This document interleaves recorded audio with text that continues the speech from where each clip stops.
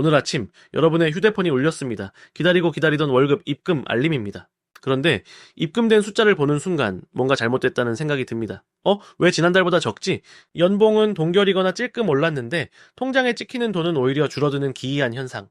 범인은 소득세가 아닙니다. 바로 여러분의 급여 명세서 한 구석을 조용히 하지만 확실하게 갉아먹고 있는 이 항목 때문입니다. 우리가 당연하게 누려왔던 병원비 혜택, 그 뒤에 숨겨져 있던 거대한 청구서가 2026년 1월 드디어 날아왔습니다.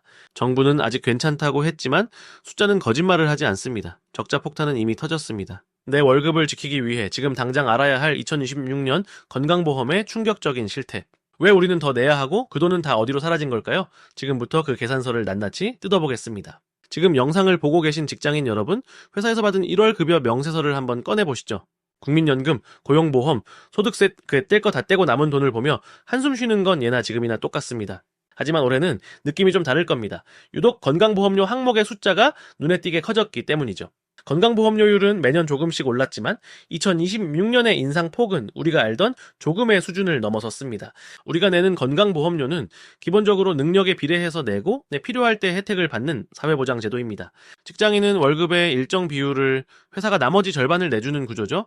그래서 우리는 절반만 낸다라고 착각하기 쉽습니다. 하지만 결국 회사 입장에선 내가 내는 돈이나 회사가 내주는 돈이나 전부 인건비입니다.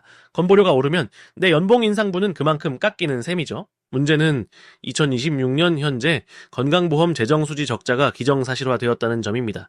이미 2024년부터 조짐은 보였습니다. 국회 예산정책처는 이미 수년 전부터 2026년 즈음 건강보험이 적자로 돌아설 것이라고 경고해왔습니다.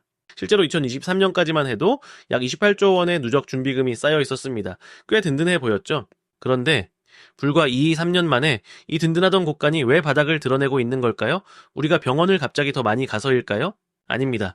여기엔 두 가지 결정적인 이유가 있습니다. 첫 번째는 구조적 인구 변화, 두 번째는 의료 대란의 비용입니다. 먼저 구조적 이유입니다. 건강보험은 젊은 사람들이 낸 돈으로 어르신들의 병원비를 충당하는 구조입니다.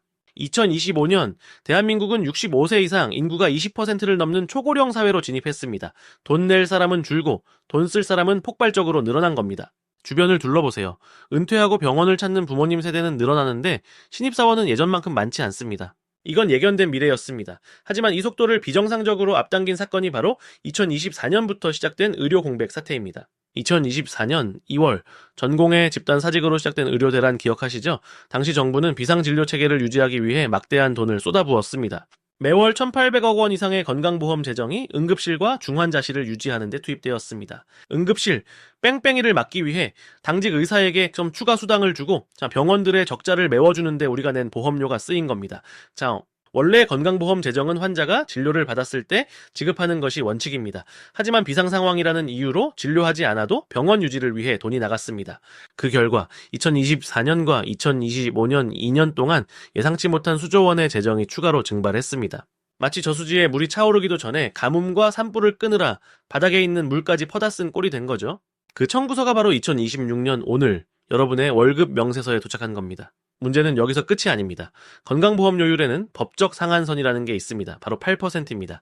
2024년 기준 7.9%였던 보험료율은 매년 야금야금 올라 이제 법적 한계인 8% 턱밑까지 차올랐습니다. 이제 정부에게 남은 선택지는 두 가지뿐입니다. 법을 고쳐서 8% 이상으로 더 걷거나 혜택을 줄이거나, 만약 법을 개정해 상한선을 뚫는다면 우리는 프랑스나 독일처럼 소득의 10% 이상을 건보료로 내는 시대를 맞이할 수도 있습니다. 월급 300만 원 직장인이 매달 30만 원 넘게 건강보험료로만 낸다고 상상해보세요. 국민연금까지 합치면 월급의 20%가 사라지는 겁니다. 정부는 지출 효율화를 하겠다라고 말합니다. 쉽게 말해 MRI 촬영이나 초음파 검사 같은 혜택을 줄이겠다는 뜻입니다. 예전엔 3만 원이면 찍던 검사가 이제는 본인 부담금이 늘어나 10만 원을 내야 할 수도 있다는 얘기죠. 돈은 더 내는데 혜택은 줄어든다. 이것이 2026년 건강보험 적자 폭탄의 진짜 의미입니다. 이 위기는 단순히 돈 문제가 아닙니다. 대한민국 의료 시스템의 지속 가능성이 흔들리고 있다는 신호입니다. 2026년 적자 전환은 시작일 뿐입니다. 국회 예산정책처는 2028년이 되면 누적 준비금이 완전히 고갈될 수도 있다고 경고했습니다. 준비금이 고갈되면 그해 걷어서 그해 쓰는 부과 방식으로 완전히 전환해야 하는데 이때는 보험료율 폭등을 피할 수 없습니다.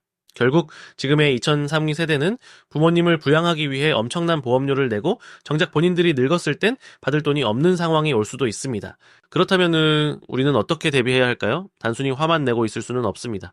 첫째, 내가 가입한 민간 실손보험을 점검해야 합니다. 건보 혜택이 줄어들면 실손보험의 중요성이 커지지만 갱신폭탄도 함께 올 테니까요.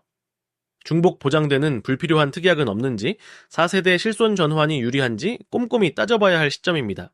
둘째, 아프지 않는 것이 최고의 재테크가 되는 시대가 왔습니다. 뻔한 말 같지만 의료비 지출을 줄이는 것이 곧 소득을 지키는 길입니다. 국가검진은 빠짐없이 챙기고 예방접종과 건강관리에 투자하는 비용을 아까워하지 마세요. 나중에 병원비로 나가는 돈보다 훨씬 저렴합니다. 정부도 2026년부터는 건강생활실천지원금 같은 예방중심 인센티브 제도를 확대하고 있습니다. 이런 제도를 적극 활용해 포인트를 챙기는 것도 방법입니다.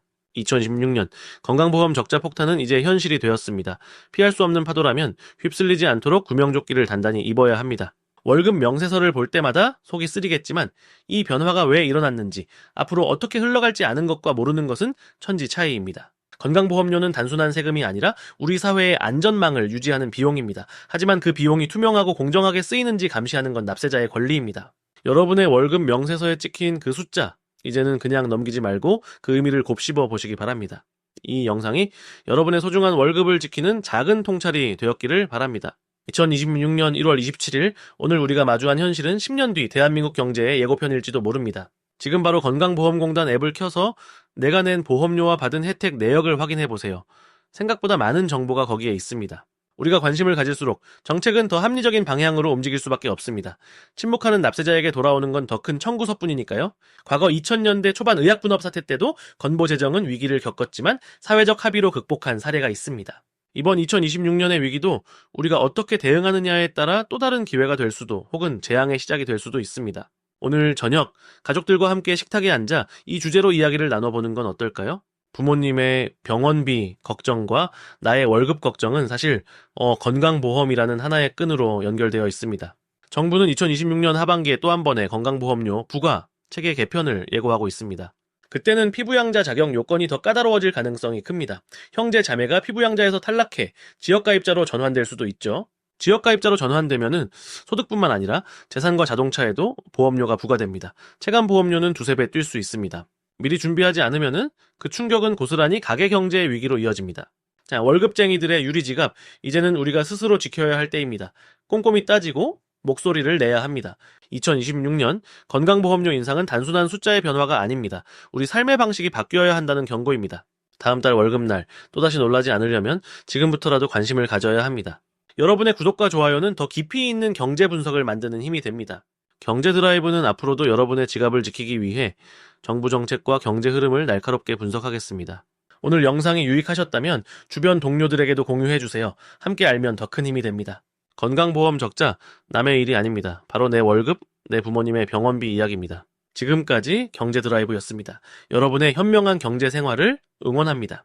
다음 영상에서는 국민연금 개혁안이 2030 직장인에게 미칠 영향을 분석해 보겠습니다. 2026년 변화의 파도 속에서 중심을 잡으시길 바랍니다.